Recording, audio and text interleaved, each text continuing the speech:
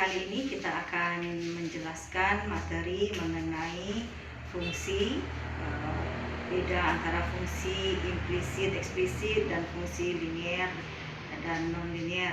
Perhatikan baik-baik video, pahami dengan seksama.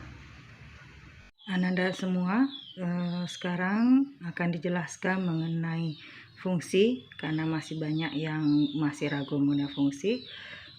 Sekarang kita membedakan antara fungsi implisit dengan eksplisit, dimana kalau kita sederhanakan dianya bahwa fungsi implisit itu dimaknakan jika variabel bebas dan terikat berada pada satu ruas, atau bisa kita katakan misalkan dalam soal Y tambah 3X sama dengan 10, di mana Y dan X, Y sebagai variabel terikat, X sebagai variabel bebas, dia berada di ruas kiri. Sedangkan pada dari persamaan kedua yang kita misalkan juga termasuk kepada fungsi implisit, di mana X dan Y juga berada pada ruas kiri, atau dikatakan berada pada satu ruas.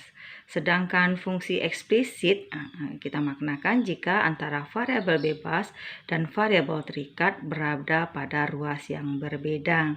Ini bisa kita misalkan kalau di atas itu X dan Y-nya berada pada satu ruas, kalau misalnya di fungsi eksplisit Y dan X-nya berada pada ruas yang berbeda. Misalkan Y sama dengan 18X kurang 5 dan Y sama dengan 2X kuadrat kurang 10X tambah 5, di mana variabel bebasnya X itu berada di ruas kanan, sementara variabel terikatnya berada di ruas kiri. Sekarang kita membedakan antara fungsi linier dengan fungsi non-linier. Fungsi linier dikatakan sebagai fungsi linier apabila pangkat dari variabel sama dengan 1. Ini bisa kita contohkan, X kurang Y tambah 5 sama dengan 10, Y sama dengan 2X tambah 3, di mana variabelnya pangkatnya adalah 1. Kalau misalnya kita lihat contoh yang pertama, X kurang Y tambah 5 sama dengan 10, berarti kita bisa maknakan dia sebagai fungsi linier implisit.